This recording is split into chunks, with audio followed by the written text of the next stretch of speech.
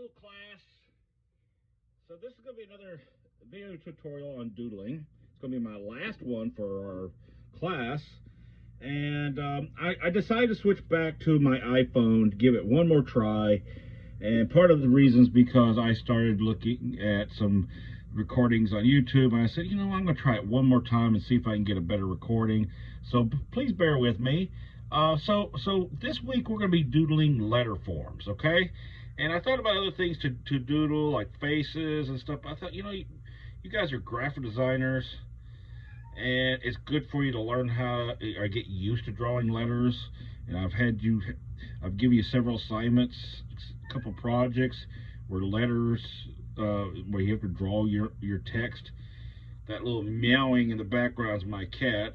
I might have to tell him to shut up. So anyway, so when we're drawing letter forms, and they're forms because we're not just doing, like if we're doing a D, we're not just doing this and we're done. No, we're giving this, width. Like how thick is this D? What's the shape of it? And we do not have to, and we'll do another D here since I just did one. We don't have to spell anything unless you want to try to start spelling stuff. But what I would suggest doing is just drawing letters at different places on the page. Spread it out. They could be tilted. Okay. You could try to mimic some fonts, so therefore you can add some serifs. Sans serif's easy to do. But don't be so concerned about it. And if you mess up, just kind of go with it, okay? And one of the other things too is last week I was talking about sketching and showing like a little difference between sketching. Doodling is a lot more where you're just you're drawing mindlessly. If I was to sketch this G, I would kind of go about it in a different way, and that is I would kind of go. So this is more sketching, because you're trying to find that shape. All right, Wally, out of here. Oh, my mischievous gray cat. I got 4 of them, unfortunately. You are not invited to this video, young man. All right, so. So like doing this, you get a cleaner line. But if I was sketching, I'd be going back and forth. So that's why I'm saying there is a little distinction between doodling and sketching. And doodling is definitely is in the mindless category of drawing, where you're just kind of just free flowing, and it's done for fun. It's done to relieve stress. People who don't know how to draw, they doodle on napkins and stuff. And the reason why I was doing this is I want to make this class a little bit more fun, and also just kind of get you to the point where you're not afraid to draw. If you're asked to do sketches on something, it's kind of like, okay, I'll do sketches. And maybe you're drawing all the time now, I hope. Because people say, oh, I can't draw, but you know what, I'm of the belief anyone can draw. Now there's some people that are really gifted, there's no doubt about that. There are some people who are really super gifted, and man, they can really draw, and they can draw with like what I'm doing here with just straight line and get things so perfect. Yeah, I mean, there are those people, and I had a roommate in college that was so much better than me. It was ridiculous. It made me realize that you can work hard to become an artist or an illustrator or a graphic designer, but there's always going to be those people that are more gifted at than others. Anyway, I don't know if I've told you this story before, but I used to go and it would take me about a week to work on a project. And he would just sort of he would procrastinate, and he played tennis. He's into sports, and he would go off and do things, and then come back in the evening, and 2 days before the project was due, he would start the project and get quite a far along, and also the next day he'd come back and finish that project, and it would look great. And also just his method of working was unlike anything I've ever seen, because he would draw, like when he was doing his illustrations, he would draw them out, he'd paint them, but he would paint them not in a normal way. He would paint them from like upper left to the bottom. It's like, and he wouldn't do an underpainting. It was just, he's phenomenal. It's like this is a natural gift. It's like this is something just natural within him, and no matter how hard I tried, I knew that I could never be on that level, but it doesn't mean that I can't be a great artist. Because we all have different skill levels, and it's also a matter of what you do with these skill levels. It's a matter of well, one of the things I always say to my illustration students is you got to find your weaknesses and hide them, and then eventually overcome them. Okay, and what I mean by hiding them is, if you're having to do a project, and you're really bad at doing something, like perhaps hands, then you have to get reference on that, and really work hard to make those hands look good. Or perhaps you might find a way to hide the hands. You can only hide the hands so many times. My students have tried to hide doing hands, and see, I'm just drawing in there. I do a little face in there because I'm doodling. Okay, and that's something we're going to be doing with this. But anyway, if I notice they're hiding their hands, I said, don't do that. It's time you learn how to do hands. So I've been doing this so long. There's things that I'm still getting better at. I'm doing some illustrated book covers, and I'm pushing my skill level, trying things I have not done. And it's once you get to a certain level, then it's a matter of expanding your skills. And I've seen some people too that have been very gifted when I went to art school, and they just did not have the interest or the drive. It either, I don't know what it was, if it came too easy for them, or I don't know what it was, but there was several students I've seen who just had great drawing skills, and then they fell by the wayside. They didn't improve their drawing skills. Some of them stayed in, and I kind of surpassed them after a period of time, because I definitely do not have the best drawing skills and the best painting skills when I went to college, because I went to school in New York, and in New York it was so competitive because there were some students that went to art high schools, and there was 2 girls in my class, and they had gone to art high school, and they already had their own painting methods. They were just incredible. And I remember, like, well, it was earlier on, when foundations level, when I had known them. But later, I'm just trying to figure out what later I want to do next, something I haven't done. Later, I came across one of them, and they had seen my work, and they go, "Boy, you really improved! Wow!" I go, "Yeah." And that was the thing, is like, I had a lot of room to improve. Same happened to me when I went to grad school. There was a student, good friend of mine. His skill level was just not as up as everyone else's, but when he put the effort in, he started surpassing, and his skills grew so fast. He made these big leaps and bounds. And it's all, it really is just a matter of, do you like doing this? Because I think this is key. If you are doing this just because, like, oh, I'm going to school to get a degree, that's not how this works. That may work for accounting. That may work for becoming a lawyer. But to do this, there has to be some kind of drive, and there has to be something that motivates you to make visuals and sets you apart. Okay, And so as you can see here, I'm just sort of doodling all over this page, and this may take quite a long time. I'm looking and seeing what kind of, oh, you know, I'm going to do an A here. Like I said, this doesn't have to spell anything, although once we get closer and closer together with things, we can begin to make words. We can use shapes. We can draw other things in here. But this is just the start of this page. I started another one and I got a phone call. And so, well, actually, you know what? I'm going to flip over to it for the moment.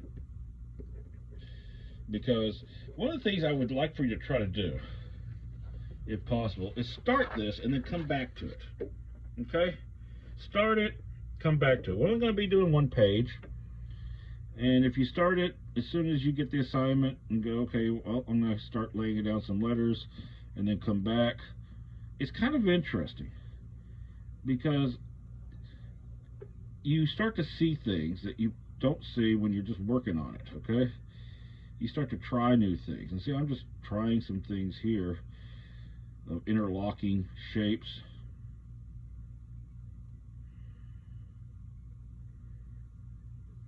Just see what I can make here. Putting some shapes really close together.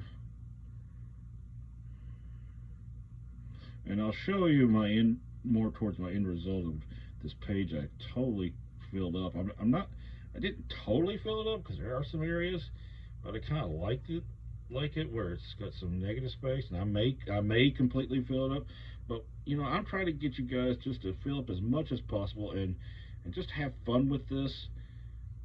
Think of, you know, once you get so many letters in here, then you can begin to think about interlocking them and maybe, you know, playing around with different fonts, you know, or different types of letter forms. Okay, if you need to, you know, I was doing this and I look at, you know, I look at my bottle of water. I look at things and I go, okay, oh, I haven't done a U yet, you know, so I should try to do a U. And you know, what does their U look like, and try to just mimic that, you know.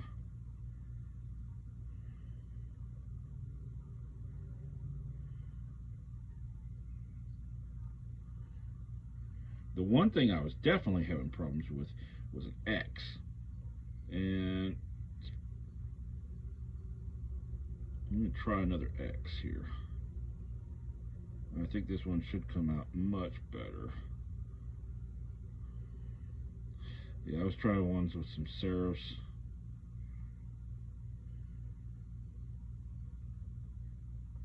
But sketching out your letter forms is so important. Now, I had done a video before, and so it got interrupted. My girlfriend called me, and I was talking about how it's important to know how to draw letters, and you know, I've been working with book cover design, and when I design my book covers, one of the things is I start to think about, I'm going to try to draw a Q here.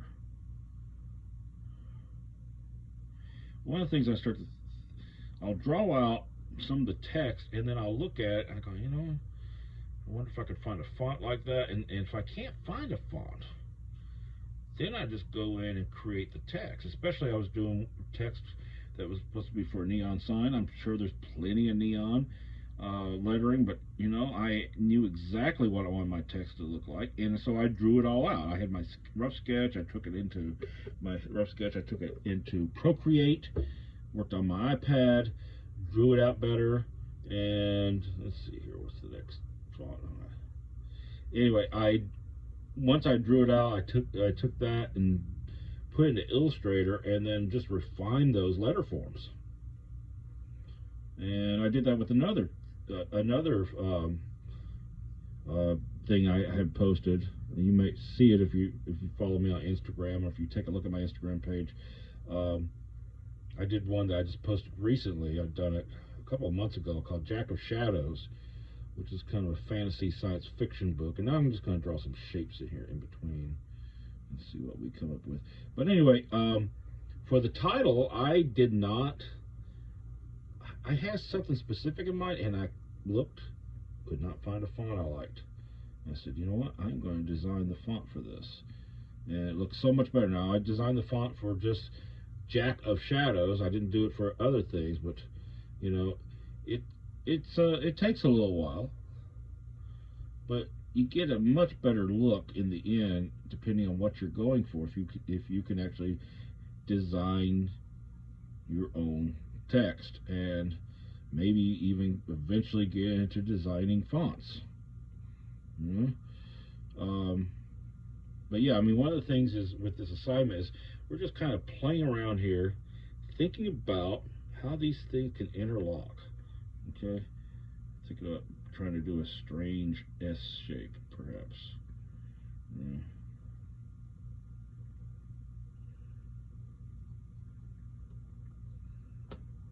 And that's why I say, if you can do it, I would advise you to get this thing started, put it aside, and come back to it before you submit it. You know, do it a couple times. Just set it aside and come back and just, because when you come back at a drawing, especially a doodle where it's just like, you know, this thing you don't know where it's going to go, you might start going in a different direction with it. Yeah? So I'm just drawing some lines in between here. Just thinking about what can go in there, and then we can start thinking about, let's see here. No.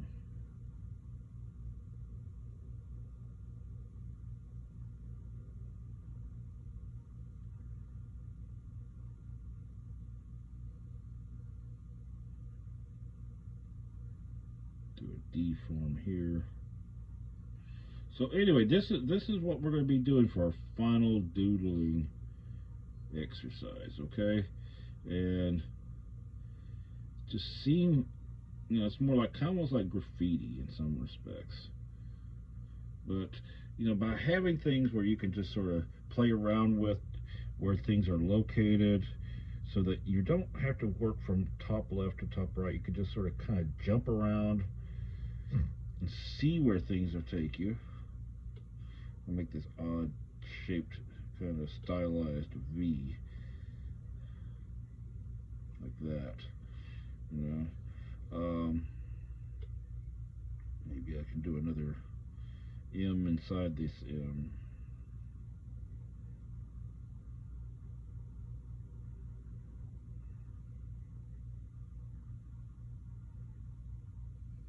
And just see, you know, like if we want to try to fill up this area inside here, we can do circles, do triangles, and then, you know, we think about a letter form. You know, one of the things I have not done is an R.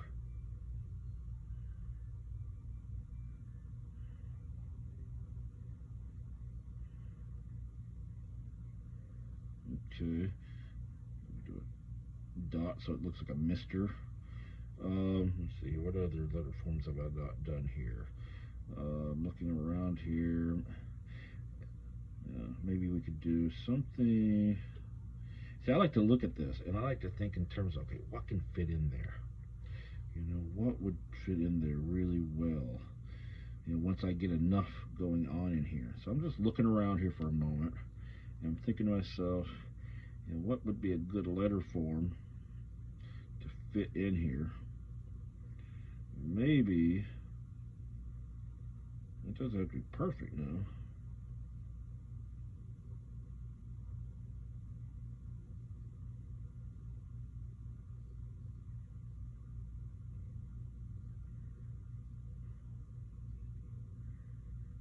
Do an F. I was thinking about doing a P. See, that kind of makes an F. And then, you know, L's and I's are good. Like this will be more of an L shape. Or it could be a 1. I'm going to add a little curve to it. You know, and just play around, see where this takes you. Okay. So anyway, let me show you where I had gotten to, and where I would like you to get to. This was another one where I was just playing around here. But this was something I started a couple days ago, and I have just been having a blast with it, and I just kind of keep going back to it. And I actually kind of like some of these negative areas out here, and I'm thinking maybe I might just leave those, you know? But I mean, this is something where I just kind of, keep adding to it and see if I want to add to it. And this is kind of what I want you to be doing, is designing with letter forms, doodling it out, interconnecting things, trying to make shapes. Maybe we do some 3D letters in here, okay? Sometimes I'll draw in some things like these are the wall switches where your plugins, that is, and just see what this takes you. Taking letters, like this is like two E's here, one's upside down. There in between there is some kind of shape like an eye. Now I want you to have fun with this and see what you can create. Okay, so this will be our last doodling exercise. See if you can fill up your page, and if not, then think about the distribution of the negative spaces, because that's one of the things I kind of like with it. Not totally finished right now is it looks kind of like these things are kind of either coming apart or they're coming together. It's got a lot of motion to it. Okay, and I'd never really done anything like this before. I'll show you one other sketch before and I'm just gonna move the camera around so you can see the whole thing here. Okay, so let me flip over here, and this was something I was thinking of having you guys do. If somebody wants to do this instead, I'm not going to stop you. But I was thinking about doing faces, interlocking, and everything. And I was really having a blast with this. But then I thought, let's do the letter forms. And, it's like, I think this, as graphic design students, I think this will benefit you a lot more and get you into thinking about, doodling designs in your spare time and becoming better at being able to rapidly visualize. Okay?